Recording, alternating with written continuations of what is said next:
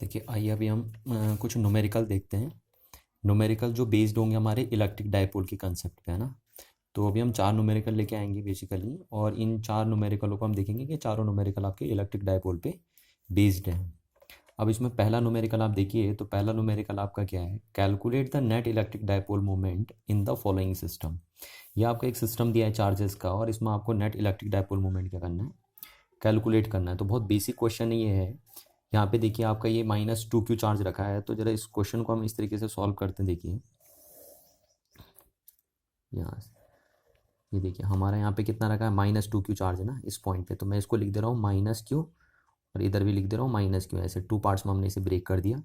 और ये दूसरा हमारा रखा है q चार्ज, है ना, और इन दोनों के बीच की डिस्टेंस कितनी है, d। और दूसरा q चार्ज हमारा यहाँ पे रखा है, और इनके बीच की डिस्टेंस भी हमें कितनी गिवन है, d। तो अब आपको पता है एक डाइपोल फॉर्म करने के लिए आपको 2 चार्ज चाहिए होते हैं। तो एक डाइपोल हमारा ये बना +-q, और एक डाइपोल हमारा ये बना +-q, है ना। डाइपोल के लिए क्या चाहिए होते हैं हमें, 2 charge of equal magnitude separated by a fix distance. तो ये 2 डाइपोल बन गए। अब इस डाइपोल की जो डायरेक्शन है, जरा आप ध्यान से देखिए, तो ये जो डाइपोल बना यहाँ पे, 2 डाइपोल यहाँ पे फॉर्म हो रहे हैं, एक इस डायरेक्शन में फॉर्म हो रहा है, एक इस डायरेक्शन में फॉर्म हो रहा है। तो इसका जो डाइपोल मोमेंट होगा, डाइपोल मोमेंट की डायरेक्शन क्या होती है, negative charge to positive charge. तो इस डाइपोल मोमेंट की डायरेक्शन आपकी ये हो गई पी, इस वाले डाइपोल मोमेंट की डायरेक्शन, है ना। और इसका मैग्नीट्यूड कितना होगा, इस पी का मैग्नीट्यूड होगा आपका Q इंटू डी, है ना।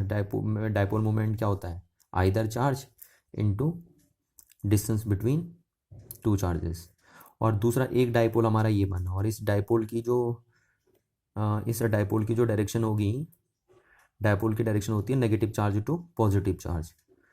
तो दूसरा डाइपोल हमारा ये बना, और इसका भी जो मैग्नीट्यूड होगा वो भी होगा Q इंटू डी, है ना। तो दोनों का मैग्नीट्यूड बराबर है, इसलिए हमने दोनों को PP लिख दिया है। अब हमें इन 2 वेक्टर का, ये भी वेक्टर है, ये भी वेक्टर, आपको पता है डाइपोल मोमेंट एक वेक्टर क्वांटिटी होती है, हम दोनों का, इन दोनों का रिजल्टेंट निकालना है। यानी इस सिस्टम में 2 डाइपोल बन रहे हैं इस तरीके से। अब हमें इन दोनों का रिजल्टेंट निकालना है, तो इन दोनों का आपको पता है, इन दोनों के बीच एंगल कितना है, 90 डिग्री, और दोनों का मैग्नीट्यूड बराबर है। तो रिजल्टेंट कहाँ जाएगा, बिल्कुल बीचों बीच में जाएगा रिजल्टेंट, है ना। जब 2 वेक्टर इक्वल मैग्नीट्यूड के होते हैं और उनके बीच में एंगल 90 डिग्री होता है, तो आपको पता है लॉ वेक्टर एडिशन के अकॉर्डिंग या लॉ वेक्टर अलजेब्रा के अकॉर्डिंग इनका रिजल्टेंट जो जाएगा वो नेट इधर जाएगा। तो यानी हम पी नेट बोल सकते हैं, इधर को होगा। और ये जो पी नेट होगा वो कितना होगा, पी नेट क्या होता है देखिए, है ना, वो होगा पहला वेक्टर का स्क्वायर प्लस दूसरे वेक्टर का स्क्वायर, और +2 पहला वेक्टर इंटू दूसरा वेक्टर इंटू कॉस थीटा। ये आपका फॉर्मूला होता है ना, 2 वेक्टर का वेक्टर एडिशन का रूल के अकॉर्डिंग। तो अब यहाँ पे देखिए P1 कितना है P, P2 कितना है P, प्लस ये कितना हो गया 2, P1 P2, तो दोनों PP हैं, तो यहाँ P² हो गया, और कॉस थीटा, तो कॉस इनके बीच में कितना हो गया 90, तो कॉस 90 कितना होता है 0, है ना। तो P नेट कितना आ गया आपका, P नेट आ गया आपका PP, ये बचा, ये 0 हो गया, तो आपका कितना आ गया, PP का आपका आ गया, ये आ गया 2P।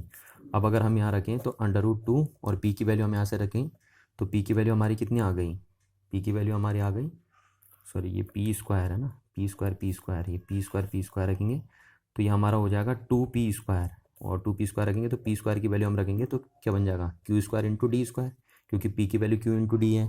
तो ये बन जाएगा आपका Q² D², और यहाँ से अगर कटेगा तो ये √2 आएगा, और ये क्या आ जाएगा Q इंटू D। तो ये P नेट आ जाएगा आपका ना, बड़ा बेसिक सा क्वेश्चन है। तो P नेट आ जाएगा, और P नेट की जो डायरेक्शन होगी इन दोनों के मिडिल में आएगी, क्योंकि दोनों का मैग्नीट्यूड बराबर है, तो जो नेट वेक्टर आएगा, रिजल्टेंट आएगा, वो बिल्कुल बीच में आएगा। ये आपका आ गया।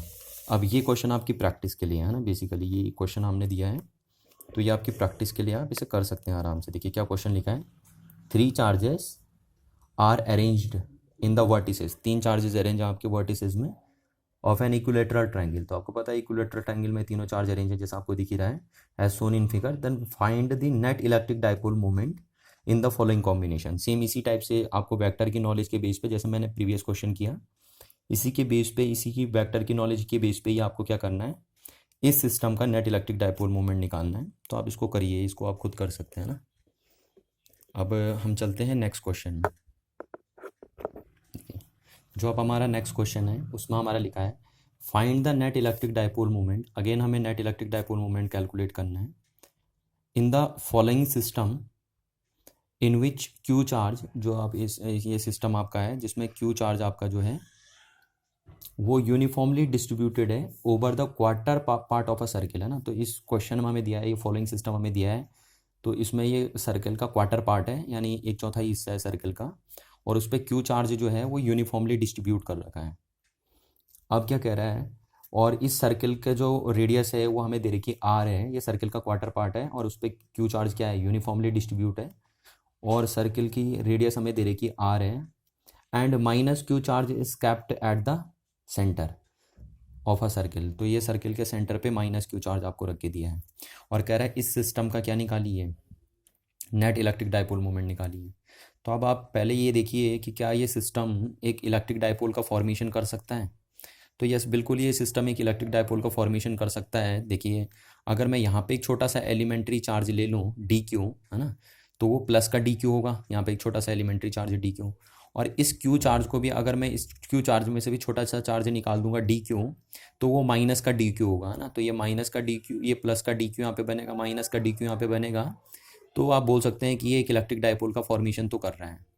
तो हमें क्या करना है कि ये सिस्टम में इलेक्ट्रिक डाइपोल तो बन रहा है, पर हमें क्या निकालना है, इस सिस्टम का net electric dipole moment calculate करना है इस सिस्टम का।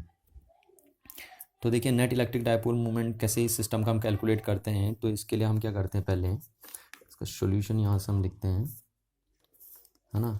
हम पहले ले लेते हैं कि ये जो आपका है, देखिए यहाँ पे माइनस क्यू चार्ज सिचुएटेड है, और ये क्वार्टर पार्ट है सर्कल का, जिस पे क्यू चार्ज क्या है, यूनिफॉर्मली डिस्ट्रीब्यूट है, और इसकी रेडियस आपको दे रखी आर। अब हम क्या करते हैं, हमें पता है कि इस पूरे सिस्टम का डाइपोल मोमेंट निकालना है ना। तो हम पूरे का ना निकाल के, मैं आपसे पहले भी बार बार कहता हूँ कि अगर आपको पूरे का निकालना है तो आप पूरे का ना निकाल के इसका छोटे से हिस्से का डाइपोल मोमेंट निकाल दीजिए पहले, कि इस ये जो क्वार्टर सर्किल है इसका एक छोटा सा पार्ट का जो डाइपोल मोमेंट है वो कितना है इसके साथ, और फिर उसका नेट के लिए हम क्या कर देंगे, इंटीग्रेट कर देंगे। तो देखिए, मैं इसका एक छोटा सा एलिमेंट्री पोर्शन ले लेता हूँ। तो हमने क्या किया, इस पॉइंट से अल्फ़ा एंगल पे, है ना, यहाँ से अल्फ़ा एंगल पे, यहाँ से इस बेस वेक्टर से अल्फ़ा एंगल पे एक छोटा सा एलिमेंट्री पोर्शन मैंने यहाँ काट दिया, और इस छोटे से एलिमेंट्री पोर्शन को, ये जो छोटा सा एलिमेंट्री पोर्शन हमने यहाँ से ले लिया, इस छोटे से एलिमेंट्री पोर्शन का नाम मैंने डी एक्स दे दिया, है ना। इसकी लेंथ हमने मान ली डी एक्स है, और इस डी एक्स पे कितना चार्ज है, इस डी एक्स पे हम मान के चलते हैं कि डी क्यू चार्ज है, स्मॉल सा चार्ज डी क्यू इस पे है, और ये जो एंगल यहाँ पे सबस्टेंड कर रहा है, ये एंगल हमने सब कुछ मान लिया डी अल्फ़ा है, ये डी अल्फ़ा एंगल फॉर्म कर रहा है ये छोटा सा एलिमेंट।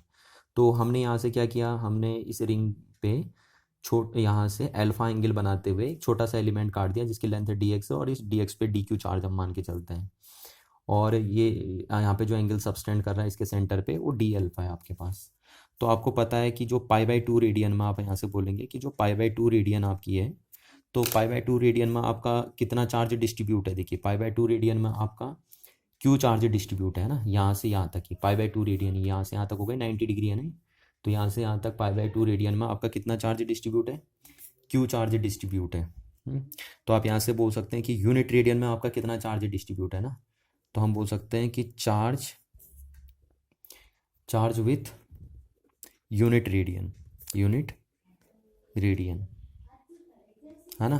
तो यूनिट रेडियन में कितना चार्ज आपका आएगा, आपका आएगा Q/π/2, यानी आप कह सकते हैं 2Q/π, है ना, 2Q/π।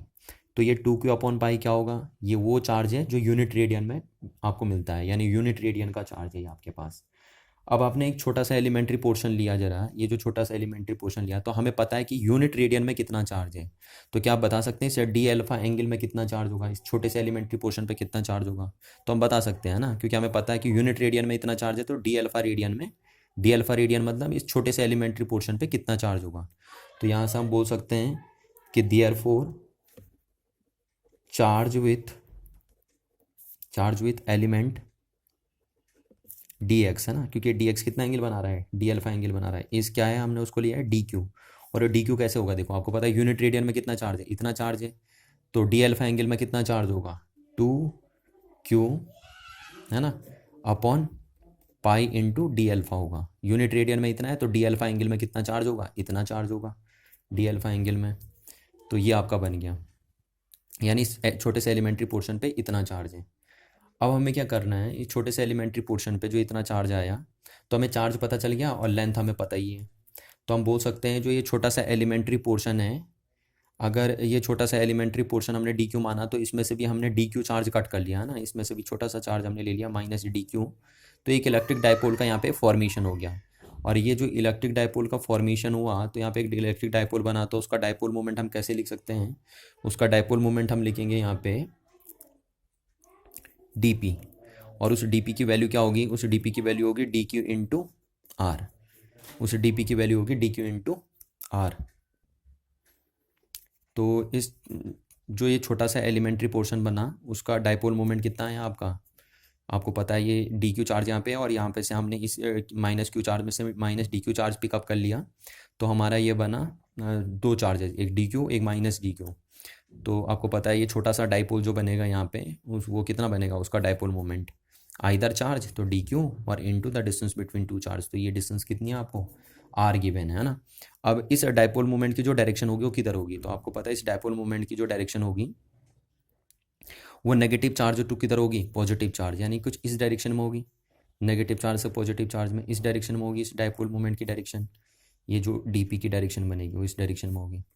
अब अगर हम बोले हैं तो हम इसके दो कंपोनेंट बना देते हैं, क्योंकि वेल डिफाइंड डायरेक्शन में है नहीं ये डायपोल मोमेंट, तो हम इसके दो कंपोनेंट रिजॉल्व कर देते हैं। तो देखिए अगर ये एंगल अल्फा है तो इसमें कोई शक नहीं है कि ये एंगल भी क्या होगा? अल्फा होगा। और इसे डीपी के हमने दो कंपोनेंट बना दिए, डीपी कॉस अल्फा, और दूसरा हमने इसका बना दिया ये कंपोनेंट, ये बना हमारा डीपी साइन अल्फा। ये दो कंपोनेंट हमने बना दिए। अब हम क्या करते हैं कि पूरी रॉड के लिए तो हम पहले इसके दो कंपोनेंट बना देते हैं। एक देखिए हमने हॉरिजॉन्टल कंपोनेंट बना दिया जिसको मैंने डीपीएच लिख दिया ना, डीपी का एक हॉरिजॉन्टल कंपोनेंट जिसको मैंने डीपीएच लिख दिया। तो डीपीएच कितना हो गया आपका?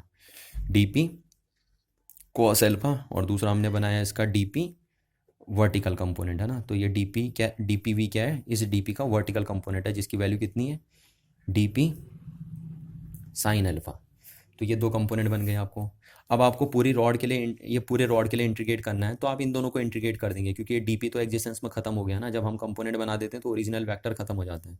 अब ये दो आपके डायपोल मोमेंट बने इस पी पॉइंट, इस छोटे से चार्ज की वजह से ये जो दो डायपोल बने यहाँ छोटे छोटे डायपोल। तो एक बना डीपी कॉस अल्फा, यानी एक डायपोल बना एक्स एक्सिस में और एक डायपोल बना वाई एक्सिस में। तो हम अगर पूरी रिंग के लिए निकालना है, इस पूरे क्वार्टर सर्कल के लिए निकालना है, तो हम इनको इंटीग्रेट कर देंगे दोनों का ना, और इंटीग्रेट करके जो रिजल्ट मिलेगा फिर उन दोनों का वेक्टर सम कर देंगे हम।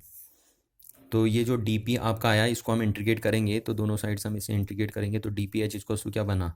इंटीग्रेशन डीपी कॉस अल्फा, और यहाँ पे ये क्या बना? इंटीग्रेशन डीपी वी, और ये इंटीग्रेशन डीपी साइन अल्फा। ये बन गया।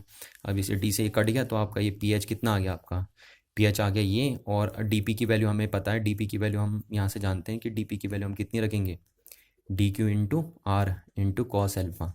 और इधर से ये भी कटा और ये बना आपका पी वी इजिकल्स टू, और डी पी की वैल्यू हम कितनी है? डी पी की वैल्यू है D Q into R into sine alpha. यहाँ से आपको पता है इसकी वैल्यू। अब यहाँ हम क्या करते हैं कि जो हमारा पी एच आया, यानी हॉरिजॉन्टल कंपोनेंट जो आया डायपोल मोमेंट का, वो कितना आया? इंटीग्रेशन। अब इंटीग्रेशन की लिमिट देखिए हम क्या चढ़ाएंगे। ये एलिमेंट हम यहाँ से लेकर यहाँ तक लेंगे ये एलिमेंट। तो यहाँ से यहाँ तक अगर हम एलिमेंट लेंगे तो इसकी लिमिट क्या चढ़ेगी? देखो 0 से π/2 है ना, π/2 तक ऐड होगा। और सिमिलरली ये एलिमेंट भी यहाँ से कहाँ तक होगा? 0 से π/2 तक ऐड होगा। तो अब यहाँ पे अगर हम डी क्यू की वैल्यू रखें 0 से π/2 और डी क्यू की वैल्यू रखें तो डी क्यू की वैल्यू कितनी है? 2q अपॉन पाई और इंटू डी अल्फ़ा। एंगल के टर्म्स में रखना ना मैं यहाँ पे, है ना। और ये कॉस अल्फ़ा, और ये कितना बना यहाँ से? पी वी इजिकल्स टू कितना बना आपका? 0 से π/2, और ये आपका बना डी क्यू की वैल्यू रख देंगे हम डी क्यू की। तो डी क्यू की वैल्यू हो गई 2q upon pi into D alpha, और ये आपका बना क्या? आर वी था इसके साथ, सॉरी है ना, ये आर वी है आपके साथ। तो ये आर और इंटू साइन अल्फ़ा, ये बन गया आपका। तो यहाँ से अगर पी एच हम बोलें तो पी एच कितना आ गया? देखिए ये 2q तो कॉमन आ गया क्योंकि ये तो कांस्टेंट है ना, कॉमन नहीं कांस्टेंट है, कांस्टेंट डिफरेंशिएट इंटीग्रेट नहीं होंगे, तो ये लिख दिया हमने अपॉन पाई, और यहाँ से आपका बना इंटीग्रेट होके 0 टू π/2, और ये आपका बना cos alpha into D alpha. और ये पी वी जो बना आपका वो कितना बना? इसमें भी 2q upon pi into are बाहर आ जाएगा, कांस्टेंट है, और ये 0 टू π/2, और ये बना आपका साइन अल्फ़ा। अब आपको पता है कि पी एच जो आपका बनेगा वो बनेगा 2qr अपॉन पाई, और कॉस अल्फ़ा का क्या हो जाएगा? देखिए इंटीग्रेशन साइन अल्फ़ा हो जाएगा, है ना, कॉस अल्फ़ा का, और ये 0 टू π/2, और ये पी वी बना आपका 2qr अपॉन पाई, और ये आपकी लिमिट चढ़ेगी, देखिए है ना, साइन अल्फा का होता है minus cos alpha integration. Sine alpha का इंटीग्रेशन क्या होता है, माइनस कॉस अल्फा होता है, और 0 to π/2। अब यहाँ से पी एच जो आपका बना वो कितना बना, 2QR/π, 2QR/π, ये जो आपका पी बन रहा है 2QR/π। और साइन अल्फा का क्या हो गया, साइन अल्फा का हो गया आपका, ये देखिए साइन π/2 लगेंगे हम, तो साइन π/2 की वैल्यू कितनी होती है, 1। और फिर रखेंगे माइनस लोअर लिमिट, तो साइन 0 हो गया 0, तो यहाँ लिखने की जरूरत नहीं, हमारा हो गया 1 आ गया। और फिर यहाँ से अगर हम पी वी निकालें तो पी वी आपका कितना है, 2QR/π। और देखिए यहाँ पे माइनस लिखा मैंने, तो पहले ये माइनस मैंने यहाँ बाहर लिख दिया, ये माइनस बाहर आ गया, तो पहले अपर लिमिट चाहती है तो cos π/2, और cos π/2 कितना होता है आपका 0। और फिर माइनस माइनस चढ़ती है लोअर लिमिट, तो माइनस cos 0 लिखेंगे हम, तो cos 0 कितना होता है 1, तो उसका ये -1 आ गया ना, ये वाला माइनस तो बाहर लिया, और ये वाला माइनस कहाँ से आया, डेफिनेट इंटीग्रल में जब वैल्यू हमने रखी तो तब आया। तो ये आपका माइनस माइनस का भी क्या हो गया, यहाँ से माइनस माइनस का भी हम बोल देंगे कि ये प्लस हो गया, हम इतना लिख देंगे। तो नेट इतना आ गया, पी वी इतना आया, पी एच इतना आया, और पी वी इतना आया, तो दोनों का मैग्नीट्यूड इक्वल ही है। तो हम जो नेट बोलेंगे, अगर हम पी नेट बोलें तो पी नेट कितना आ जाएगा आपका, देखिए पी नेट आ जाएगा, इन दोनों का एडिशन हम कर देंगे, तो आपको पता है इन दोनों के बीच में एंगल कितना है, इन दोनों के बीच में आपको दिख रहा है 90 डिग्री का एंगल है ना, इस P D P sine alpha और डी पी कॉस अल्फा के बीच में एंगल कितना है, 90 डिग्री है। तो इन दोनों का रिजल्टेंट क्या हो जाएगा आपको सीधे पता भी, अभी मैंने प्रीवियस क्वेश्चन में भी करा है कि अगर दोनों वेक्टर बराबर मैग्नीट्यूड के हैं, दोनों वेक्टर इक्वल मैग्नीट्यूड के हैं, और दोनों के बीच में अगर एंगल 90 डिग्री होता है, तो उनका रिजल्टेंट कितना होता है, देखिए यहाँ पे हम बोलेंगे पी एच का स्क्वायर प्लस पी वी का स्क्वायर, है ना, यही होगा, plus 2 PH/PB into cos theta नहीं आएगा, क्योंकि वहाँ पे थीटा कितना होगा 90, और 90 होके वो कितना हो जाएगा 0 हो जाएगा। तो ये पी नेट आ गया इनका। अब इन दोनों की अगर वैल्यू हम पुट करें तो दोनों क्योंकि बराबर ही हैं, तो इसको हम 2PH का स्क्वायर लिख सकते हैं, देखिए है ना, क्योंकि दोनों वैल्यू क्या है इनमें बराबर है, यहाँ की ये दोनों वैल्यू बराबर है। तो यहाँ से क्या आ गया हमारा √2PH, हम इसे लिख सकते हैं 2PH। और अब आपको पता है, यहाँ पे मैं लिख देता हूँ, यहाँ पे जगह बची है थोड़ी सी जगह यहाँ पे, तो 2PH, तो यानी पी जो नेट आया आपका, पी नेट जो आपका आया है वो पी नेट आपका कितना आया, √2H आया, √2PH। तो ये पी नेट की जो वैल्यू हमने लिख दी यहाँ से, पी नेट आपका आया √2, और पी एच की वैल्यू आपकी कितनी आई थी, पी एच की वैल्यू आई थी आपकी 2QR/π, है ना। तो ये पी नेट आया आपका √2, और ये 2QR/π। तो this is the final answer, है ना। तो पी नेट किधर बनेगा, इस डायरेक्शन में बनेगा आपका, है ना, इस डायरेक्शन में बनेगा आपका नेट इलेक्ट्रिक फील्ड। तो ये नेट इलेक्ट्रिक डायपोल मोमेंट आ गया इस सिस्टम का आपका। अब करते हैं हम नेक्स्ट क्वेश्चन। देखिए अब नेक्स्ट न्यूमेरिकल में हमसे क्या बोल रहा है, the electric field due to a small dipole, है ना, हमारे पास एक स्मॉल डाइपोल है, ये सपोज हमने माना हमारे पास स्मॉल डाइपोल है -q, और ये हमारा +q डाइपोल, और इस डाइपोल की लेंथ हम कितनी भी ले लेते हैं, सपोज 2L ही ले लेते हैं हम इस डाइपोल की लेंथ। तो ये हमारा एक स्मॉल डाइपोल है कह रहा है, और small dipole at a distance r from the centre of a dipole, the electric field due to a small dipole, ये जो स्मॉल डाइपोल है उसका बना हुआ electric field at a distance r from the centre of dipole. तो ये dipole का centre हमने ले लिया, और इससे r डिस्टेंस पे, है ना, इस डाइपोल के सेंटर से कह रहा है r डिस्टेंस पे एक एक्सियल पॉइंट है, एक एक्सियल पॉइंट है, एक्सियल लाइन पे होगा तो एक्सियल पॉइंट ही होगा। तो एक्सियल पॉइंट है जहाँ पे इलेक्ट्रिक फील्ड है, इस पॉइंट पे इलेक्ट्रिक फील्ड, इस पॉइंट को सपोज हम P नाम बोल देते हैं। तो कह रहा है इस पॉइंट पे इलेक्ट्रिक फील्ड है E आपका, ये कह रहा हुआ ना। एक्सियल लाइन पे देखिए जो पॉइंट आते हैं उनको आप क्या बोलते हैं, एक्सियल पॉइंट। तो कह रहा है इलेक्ट्रिक फील्ड जो बना due to a small dipole, ये स्मॉल डाइपोल ने जो इलेक्ट्रिक फील्ड बनाया कितनी डिस्टेंस पे, r डिस्टेंस पे, कहाँ से, from the centre of a dipole से, ऑन अ एक्सियल लाइन, ये एक्सियल लाइन पे, तो कितना बना E, यानी इस डाइपोल ने अपने एक्सियल पॉइंट पे E इलेक्ट्रिक फील्ड बनाया, और जो एक्सियल पॉइंट कितनी डिस्टेंस पे उसके सेंटर से r डिस्टेंस पे है। अब ये कह रहा है कि find the distance on the equatorial line, है ना। अब इक्वेटोरियल लाइन देखिए ये लाइन होती है, इस लाइन को आप बोलते हैं जो परपेंडिकुलर बाइसेक्टर लाइन होती है उसको आप बोलते हैं इक्वेटोरियल लाइन। तो कह रहा है find the distance on the equatorial line. अब इस इक्वेटोरियल लाइन में वो डिस्टेंस निकालिए, कह रहा है line to have a same electric field E, यानी हमें पता करना है कि इस इक्वेटोरियल लाइन पे कितनी डिस्टेंस पे, सेंटर से कितनी डिस्टेंस पे सेम इलेक्ट्रिक फील्ड बनेगा, यही इलेक्ट्रिक फील्ड वहाँ पे भी बनेगा, जितना इलेक्ट्रिक फील्ड यहाँ पे बना है उतना ही इलेक्ट्रिक फील्ड वहाँ पे भी बने। तो ये पता करना हमें कि इस डाइपोल के सेंटर से इक्वेटोरियल लाइन पे कितनी डिस्टेंस पे सेम यही इलेक्ट्रिक फील्ड बनेगा। तो सपोज मैंने मान लिया यहाँ पे है ना, इक्वेटोरियल पॉइंट पे यहाँ पे इलेक्ट्रिक फील्ड ई ही बनेगा, ठीक है, ये इक्वेटोरियल पॉइंट है, यहाँ पे भी हमने मान लिया कि इलेक्ट्रिक फील्ड ई ही बनेगा। तो ये डिस्टेंस सपोज इस पॉइंट की, इक्वेटोरियल पॉइंट के सेंटर से हम अभी एक्स मान लेते हैं। तो हमें यानी ये एक्स पता करना है यहाँ पे कि इक्वेटोरियल पॉइंट, कोई इक्वेटोरियल पॉइंट जो है इक्वेटोरियल लाइन के ऊपर, वो सेंटर से कितनी डिस्टेंस ऊपर हो कि वहाँ पे भी उतना ही इलेक्ट्रिक फील्ड बने जितना एक्सियल पॉइंट पे बनता है। तो आपको पता है डाइपोल का आपने निकाला था डेरिवेशन, सुबह मॉर्निंग में हमने किया था इसको। तो एक्सियल पॉइंट पे जो इलेक्ट्रिक फील्ड बनाता है डाइपोल, वो कितना बनाता है आपको पता है। एक एक्सियल पॉइंट पे डाइपोल इलेक्ट्रिक फील्ड बनाता है 2p/4πε0 इंटू आर क्यू। एक स्मॉल डाइपोल है ना, स्मॉल डाइपोल होना चाहिए, क्योंकि अगर स्मॉल नहीं हो तो यहाँ पे क्या आएगा आपका +L² भी आता है फिर आपका, है ना। तो आपको पता है एक एक्सियल पॉइंट पे, इस एक्सियल पॉइंट पे, इस डाइपोल के लिए एक्सियल पॉइंट हो गया, तो एक एक्सियल पॉइंट पे अपना डाइपोल इतना इलेक्ट्रिक फील्ड बनाता है, ये हमें पता है।